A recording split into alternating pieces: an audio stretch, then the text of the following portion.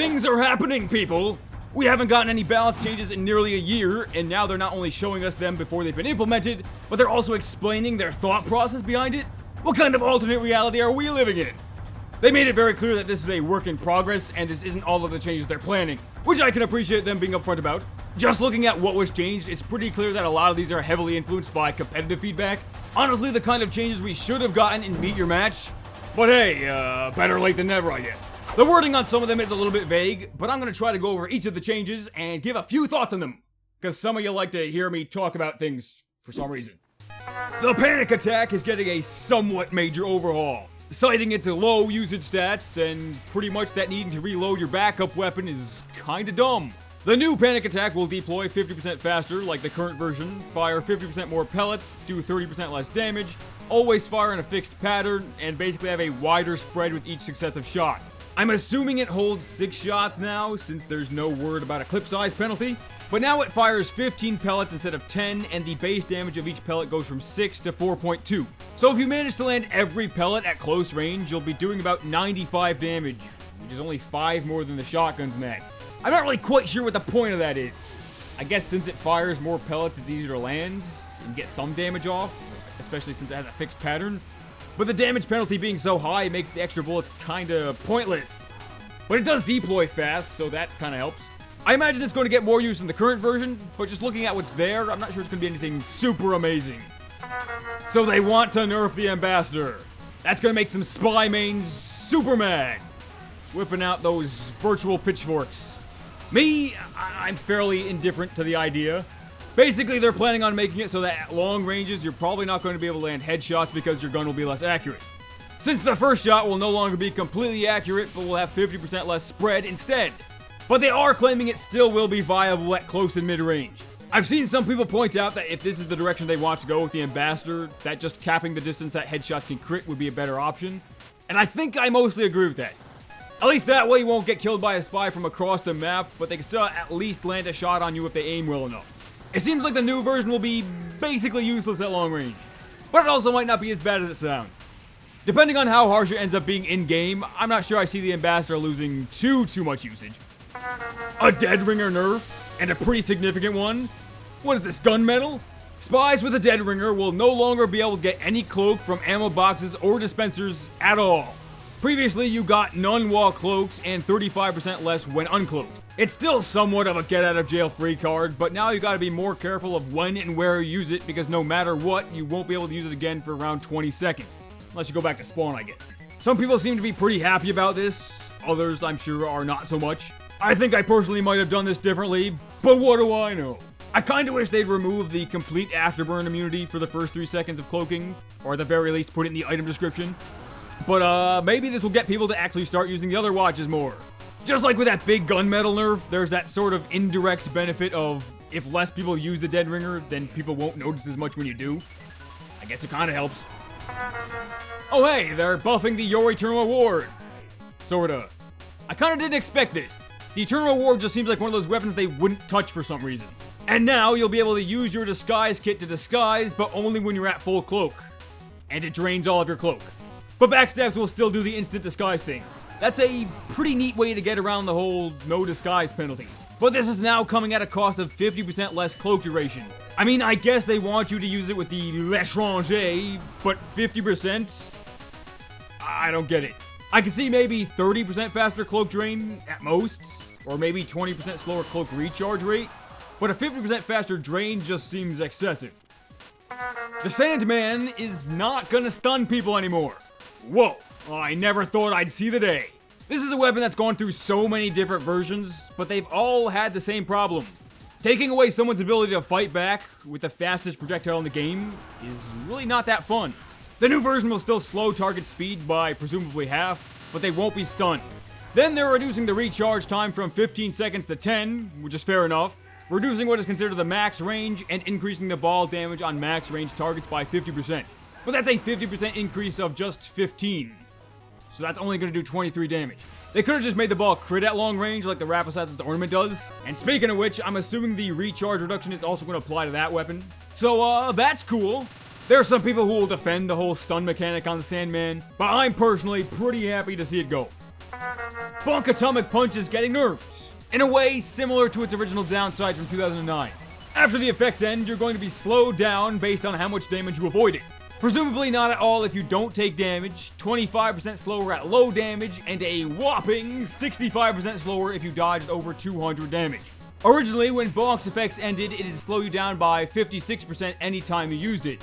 So the new penalty has the potential to be even worse than the old one. And I'd say that's kinda too much. Any slowdown on Scout can be pretty crippling, but 65% slower is only very slightly faster than Scout's crouch speed. I'd probably say have it scale from minus 15% at low damage and minus 30% at high damage. 65% just seems way too high. The Pretty Boy's pocket pistol is going to go from pretty bad to pretty good, getting a near complete overhaul. No damage taken penalty, no fall damage immunity, and no firing speed penalty. In fact, it now fires 15% faster, and the health on hit is now 7 per hit instead of 5. And it now has a minus 25% clip size. 9 shots. And now it seems like it's going to be really good. The pocket pistol is going to have a higher potential damage output than stock, and can now heal 63 health in a clip. But overall, good change, I guess. One thing though, they claim that not taking fall damage ranks pretty low on the value scale for Scout.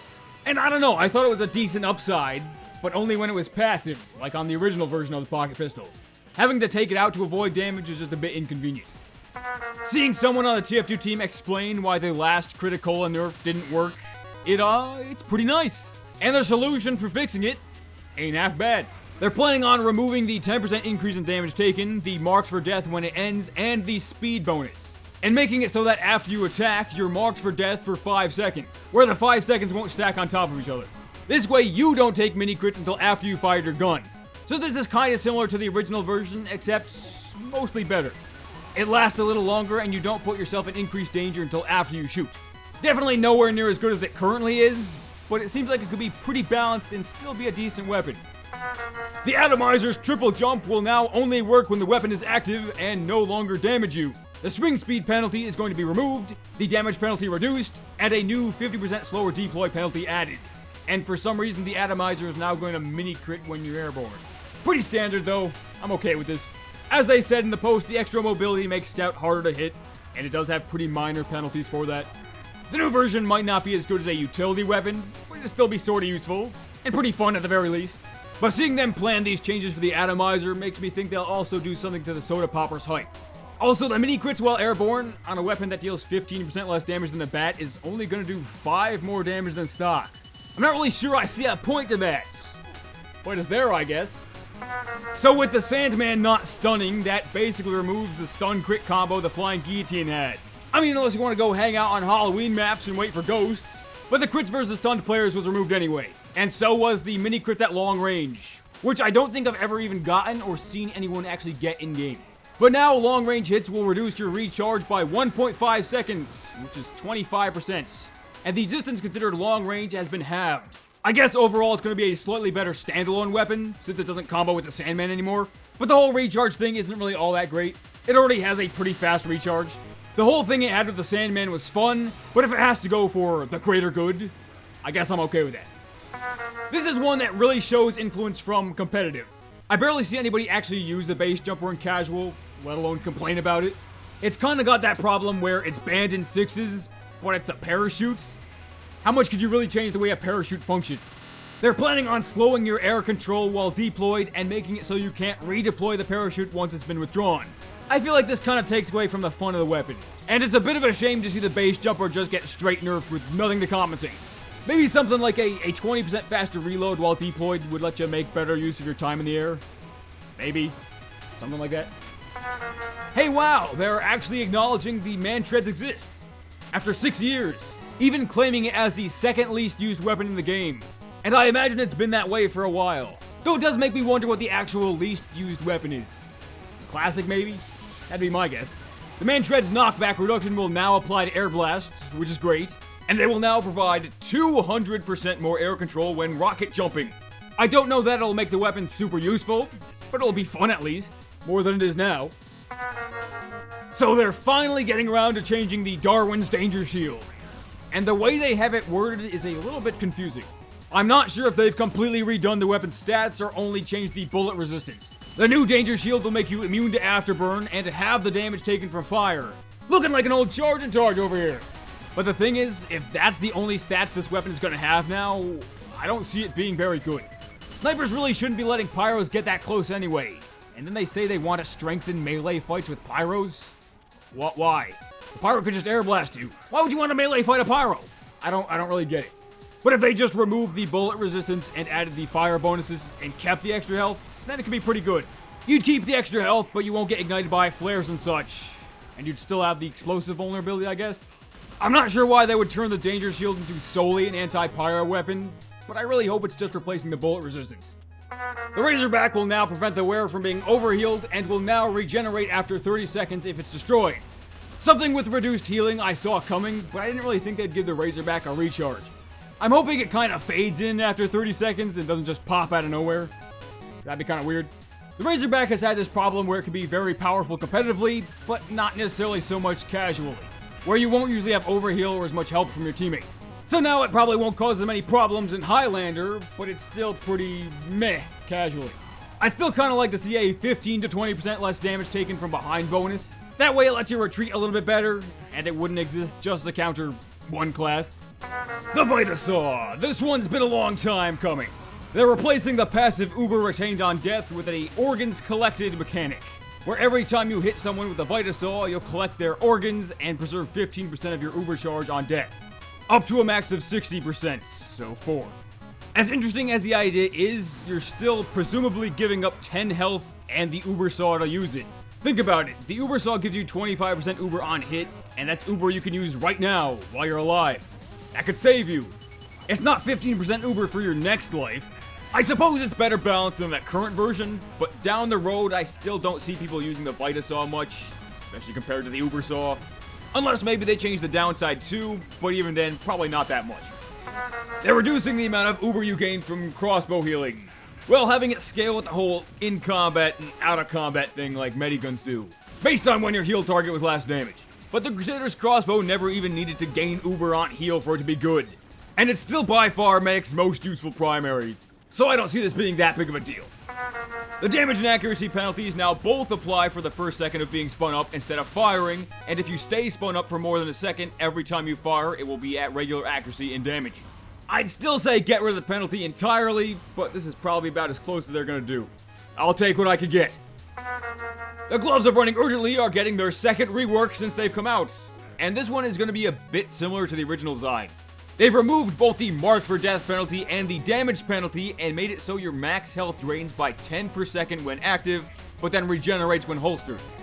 Which is weird, but kinda clever.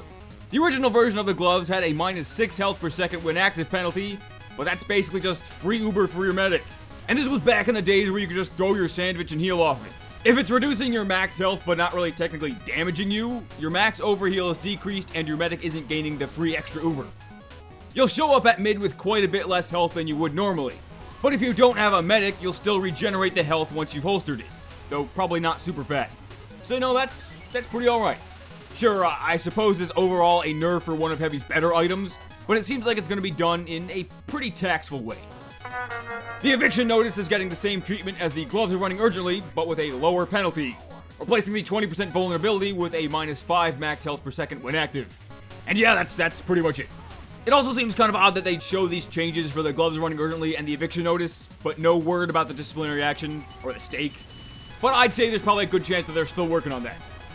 They're going to add both a 40% overheal reduction penalty and a 40% heal rate penalty while active to the Fist of Steel. When I first read that, I thought they were going a bit overboard, but really, if you don't have a medic, these downsides don't really apply. I mean, I guess the heal rate penalty does apply to carts and dispensers too, but you know what I mean. It's not really too bad. Though I do kind of wish they'd lower the holster penalty to maybe 75%, especially with the new downsides. Maybe that could be fair. So overall, that's kinda 3 nerfs for Heavy's unlocks and an across-the-board buff for the miniguns. And as much as I've complained about Heavy getting pretty much just nerfed for the past couple years, I don't really see these changes to the melees as being that big of a deal, especially since they've caused problems, at least in competitive. What I don't like is when they nerf weapons that didn't need it at all, like last year. But we haven't seen all the changes yet, so I wouldn't be too surprised if they decide to nerf the Tommy Slav into the ground, or something. It's gonna happen. I bet you it is. The Rescue Ranger is gonna get a little nerf. It will now cost some metal to repair your buildings with its bolts, in a 4-to-1 health to metal ratio. Repairing 60 damage, which is the max one bolt can heal, will cost 15 metal. And I'm assuming you can't repair at all when you're out of metal. But that's still not that bad.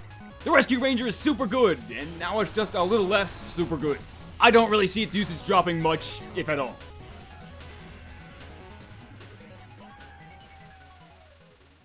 And hey, that's all of them.